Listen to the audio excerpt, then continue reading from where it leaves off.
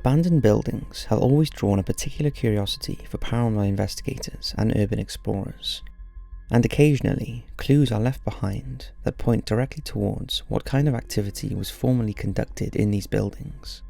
However, sometimes these items can raise more questions than answers, and leave the finder perplexed and often disturbed. Here we look at 5 seriously creepy abandoned buildings you wouldn't want to enter alone, and some disturbing items found in a few of them. Hit those lights, sit back, and enjoy. Macabre autopsy lab in Russia. Tobolsk is a Russian city that was once the capital of Siberia. Nowadays, it's a pleasant town near the very edge of the country. However, in 2015, a gruesome discovery was made by a Russian medical student that shocked the community. Gorge had been tipped off by a fellow student that there was an abandoned autopsy lab in a local park. When he located the building, the door was ajar, so he went inside and was horrified at what he found. Take a look.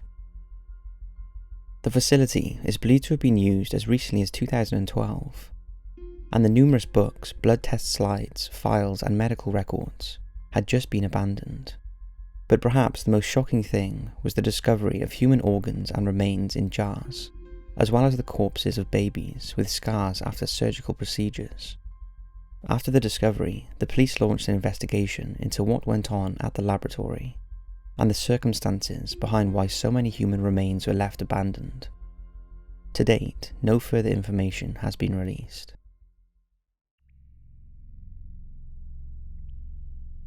Hidden railway in the Gorge. The Clifton Rocks Railway was an underground funicular railway cut through the limestone rocks of the Avon Gorge in Bristol, England.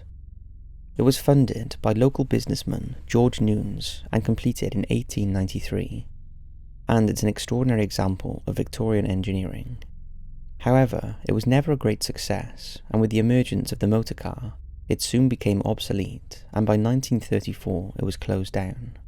A use was found for it during World War II, and blast walls were installed in the tunnel, and it was used as an air raid shelter. During this time, it was also used by Imperial Airways and by the BBC, who set up a top-secret transmitting station in the tunnel as a backup for London. After the war, the BBC continued to use parts of the tunnel until 1960, when it was left abandoned. Since its closure, thousands of motorists would have passed its innocuous-looking entrance without realising what lies behind its door. But those who have entered the building have been reminded of an era when Bristol was blitzed by Nazi German Luftwaffe, and the terrified residents who scrambled to the tunnel to seek refuge as the bombs rained down. Inside is like stepping back in time. There are still supplies and broken bottles strewn about the place. The furniture and the facilities the BBC installed are still evident. But perhaps the most haunting reminder of all is the children's shoes neatly arranged on the shelves, left by the families who sought refuge in the tunnel and later abandoned it when the war ended. Take a look at this extraordinary eerie footage of the forgotten railway that is deeply embedded in the rocks.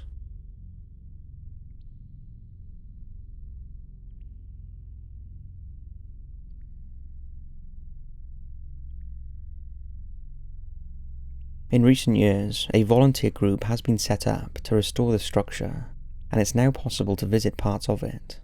But you can imagine just how terrifying it must have been for those who sought shelter down there, not knowing what they would face when they resurfaced.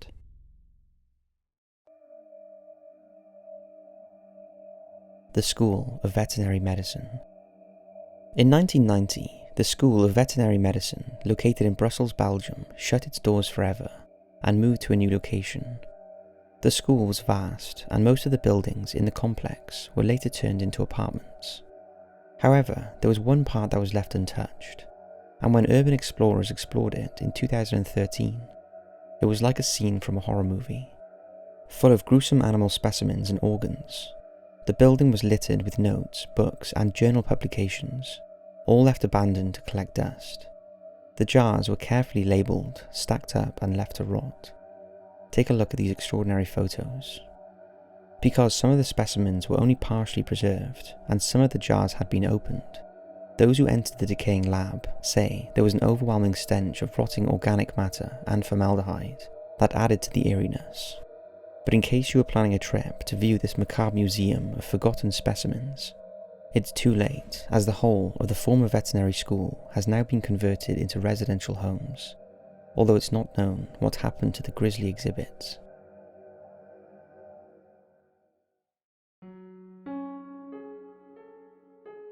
Arizona Cliff Jail. In early America, felons convicted of crimes were often punished with hard labor. Many were sent away to work in copper mines. However, this proved tricky, as trying to maintain a criminal workforce was challenging, as they would try to escape at every opportunity. To try and combat the problem, local pioneers, the Lesinski brothers, thought an escape-proof jail was the answer, and in 1881, local stonemason Margarito Varala, blasting into a solid granite cliff in Clifton, Arizona, created 2 escape-proof cells. The entrance to the jail could only be accessed by climbing up the side of the cliff. The smaller of the 2 cells was for extremely dangerous criminals, and the larger ones for less violent. Both of the cells were fitted with heavy iron bars that were 2 inches wide and 3/4 of an inch thick, and the 2 barred windows were 10 feet above the floor. Over the years, the jail housed some of the worst criminals at the time, and no one ever escaped. But disaster struck in 1906 when a large flood almost submerged the building. The water was so deep that the prisoners had to be pulled out by ropes through a small window. After the flood, the jail filled up with mud and debris, and so was abandoned. It lay forgotten and deserted for many years, until it was partially restored in 1929. Nowadays, it's open to the public, and the sediment from the floods has gradually raised the ground level with the entrance to the jail. Although to get to the underground cells, you have to ask permission. Once inside, it's very dark, and thick chains that held down the prisoners are still in place. The cold, cramped conditions are a chilling reminder of the harsh realities of law enforcement on the American frontier. To add to the creepiness, it's also reported to be haunted by the spirits of its former inmates. In an ironic twist, there is a plaque outside the jail that claims the jail's first inmate was in fact Margarito Varala, the man who built it, who was thrown into the cells after he partied a bit too much after he completed it.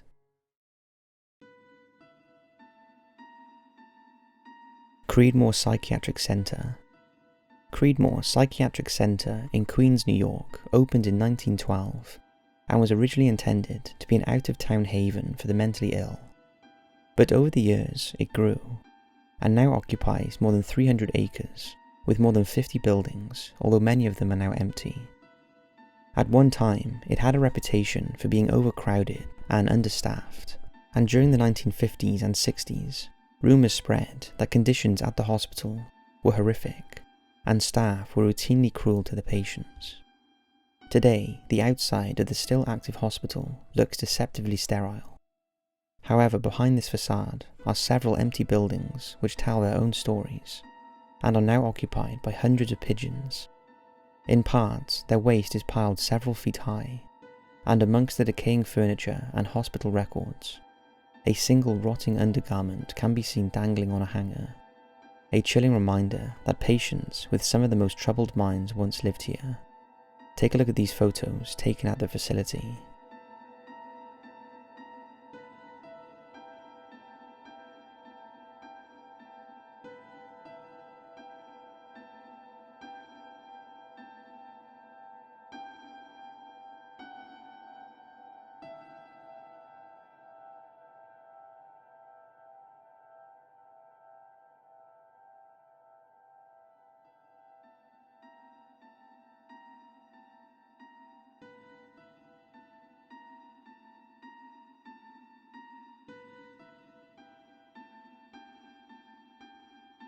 If those don't give you the chills, then I don't know what will. One of its former patients was the singer Lou Reed, who was sent to Creedmoor to cure his homosexuality. So that's 5 incredibly creepy abandoned buildings that you wouldn't want to enter alone. Let us know if you've ever had any haunting experiences whilst exploring abandoned buildings. Thanks for watching, and we'll see you in the next video.